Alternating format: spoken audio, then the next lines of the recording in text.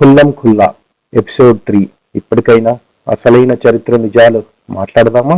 ఈ ఎపిసోడ్లో చరిత్ర మరిచిన అఖండ భారతదేశపు చివరి హిందూ రాజు రాజా దాహిర్ సేన్ గురించి తెలుసుకుందాం. రాజా దాహిర్ సేన్ అఖండ భారతదేశం పశ్చిమ ప్రాంతపు సింధ్ రాజ్యం మహారాజు. భారతదేశాన్ని ఇస్లాం ముష్కర రాక్షసుల బారిన పడకుండా అప్పటి వరకు కాపాడిన చిట్ట చివరి హిందూ మహారాజు కూడా ఆయనే కావడం మన దురదృష్టమే.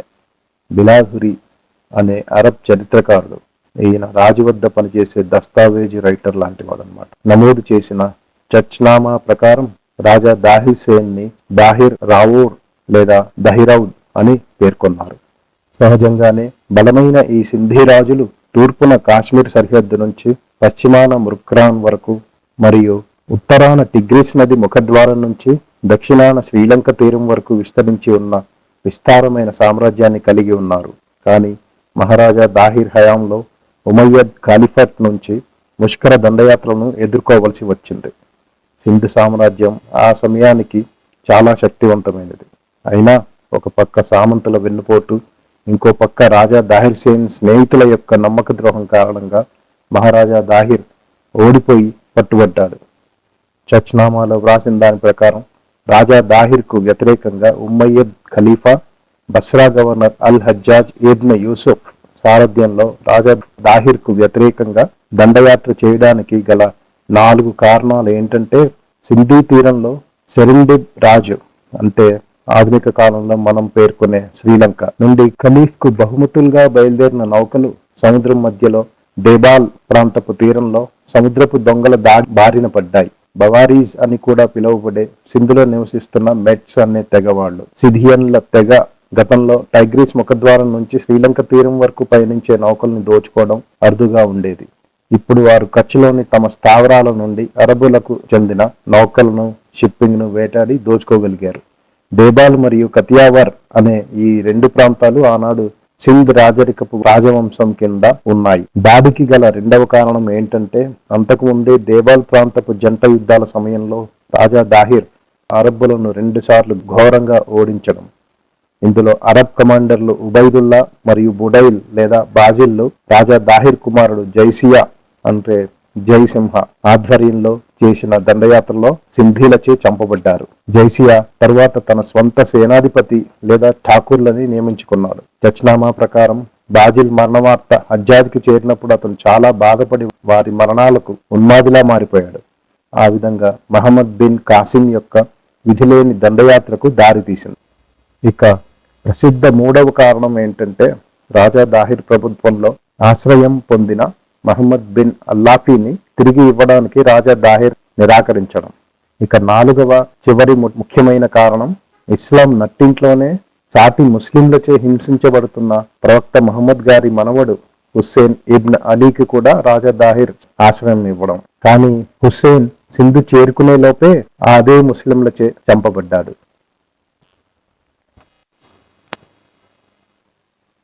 రాజా దాహిర్ అప్పుడు తన మిత్రులు, ఆర్మీ చీఫ్, సేనాధిపతులందరినీ పిలిచి రహస్య సమావేశం నిర్వహించారు. ఈ సమావేశంలో దాహిర్ ప్రధానమంత్రి భారతదేశంలోని ఇతర రాజులలో ఎవరినైనా ఒకరిని సంప్రదించి వారి ఆశ్రయం పొందాలని సూచించగా దాహిర్ అందుకు అంగీకరించలేదు. అప్పుడు మంత్రి కనీసం మహారాజు గారి కుటుంబాన్ని అయినా ఏదేని పొరుగు రాజ్యానికి పంపాలని సూచించారు. ఈ సూచనపై దాహిర్ కోపోద్రిక్తుడయ్యాడు. ఎట్టి పరిస్థితిలో నేను చేయలేను, ఎందుకంటే రేపు నేనే కాదు, నా రాజవంశం మొత్తం దేశద్రోహుల కుటుంబంగా ముద్ర వేయబడుతుంది. ఇది మన భారతీయ సాంప్రదాయానికి విరుద్ధం. అందుకని నేనేమీ ఎవరిని ఆశ్రయించను అన్నాడు. ఇక దాహిర్ తిరిగి మళ్లీ యాక్షన్లోకి దిగాడు. తన సైన్యంతో చిన్నదైనప్పటికీ తన మాతృభూమిని కాపాడుకోవాలని నిశ్చయించుకున్నాడు. ఈ భూమి నాది మాత్రమే కాదు, ఇది ప్రతి హిందూకు చెందుతుంది. అందుకే మనమందరం కలిసి పోరాడదాం అని ప్రతిజ్ఞ చేశాడు. ఈ లోపల మహమ్మద్ బిన్ కాసిం దేవాల్ పై దాడి చేసి అల్ హజ్జాజ్ ఆదేశాల మేరకు మునుపటి బందీలు మరియు వారి ఖైదీలను విడిపించుకున్నాడు. ఈ సందర్భంలో అసమర్థులు, ఫిరాయింపుదారులు మరియు ఓడిపోయిన సైనికాధిపతులు, ప్రభువులు దాడి చేసిన వారి శరణు పొందడం ద్వారా ప్రాణాలు కాపాడుకోవడం ఇక్కడే మొట్టమొదటిసారిగా మొదలైంది. దేబాల్ నుండి మహమ్మద్ బిన్ కాసిం ఆయుధ వస్తు సామగ్రి కోసం నెరూన్కు వెళ్ళాడు. నెరూన్ నగరం యొక్క బౌద్ధ గవర్నర్ మొదటిగా ఓటమి అంగీకరిస్తూ కాలిఫేట్ యొక్క సామంతుగా లొంగిపోయాడు. ఆ వెంటనే మహమ్మద్ బిన్ కాసిం యొక్క సైన్యాలు సివిస్తాన్ను స్వాధీనం చేసుకున్నాయి మరియు అనేక గిరిజన తెగల నాయకుల నుండి విధేయతను పొందాయి. తద్వారా చుట్టుపక్కల ప్రాంతాలను ఇస్లాం రాక్షసుల ముష్కర దాడుల నుంచి రక్షించాయి. మహమ్మద్ బిన్ కాసిం సంయుక్త దళాలు సిసాం వద్ద కోటను స్వాధీనం చేసుకున్నాయి. అలాగే సింధు నదికి పశ్చిమాన ఉన్న ప్రాంతాలన్నింటినీ కూడా కలిపేసుకున్నాయి. ఈ విధంగా బలీయమైన మహారాజా దాహిర్ సేన్కి అనుకూలురైన మెట్స్ వంటి స్థానిక తెగల మద్దతును, నెరూన్, బజ్రా, కాకా, కోలక్ మరియు సివిస్తాన్ బౌద్ధ పాలకుల మద్దతును, వీటన్నిటికి పైగా వారి వారి సైనిక శక్తిని తన సైన్యానికి పదాతి దళంగా చేర్చడం ద్వారా మహమ్మద్ బిన్ కాసిం దాహిర్ని ఓడించి అతని తూర్పు భూభాగాలను సైతం స్వాధీనం చేసుకున్నాడు.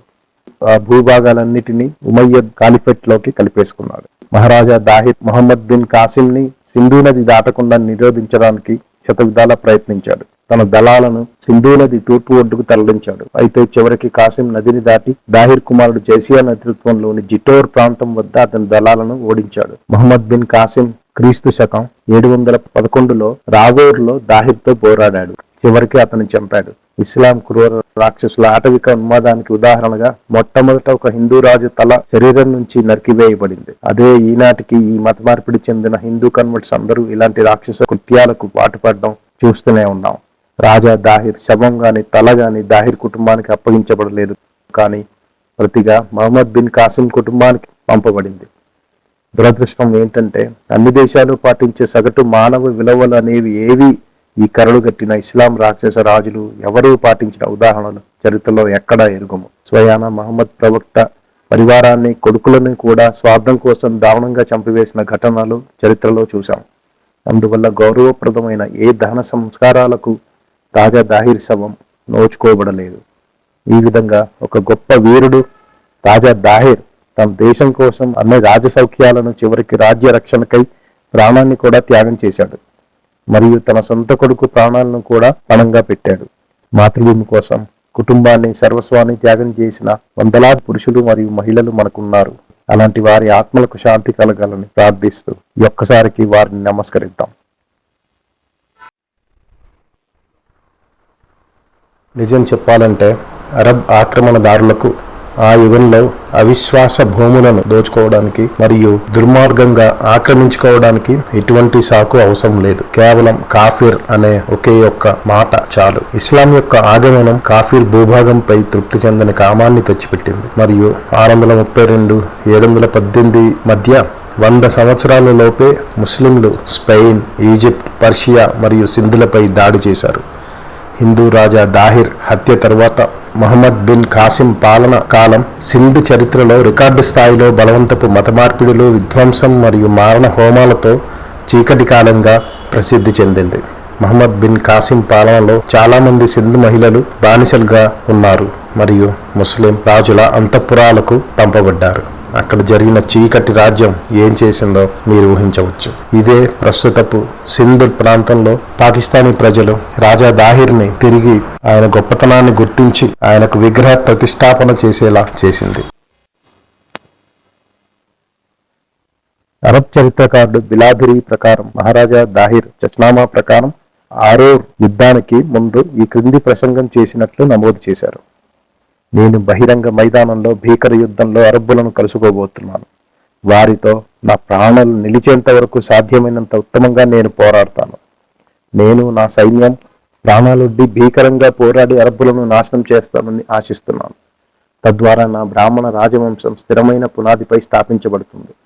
నా సైన్యం గెలిస్తే అరబ్బుల సైన్యాన్ని నాశనం చేయగల దృఢ సంకల్పం మరియు శక్తి బ్రాహ్మణ రాజవంశానికి ఉందని భవిష్యత్తు చరిత్ర సువర్ణాక్షరాలతో నమోదు చేస్తుంది. అలాగే ఇది సమకాలీన మరియు భవిష్యత్ చరిత్రకారులందరికీ ఒక కనువిప్పు అయి వారి కళ్ళను తెరిపిస్తుంది. అలా కాకుండా నేను గాని నా సైన్యం గాని వీరమరణం చెందితే మాకు స్వర్గంలో గౌరవప్రదమైన స్థానం లభిస్తుంది.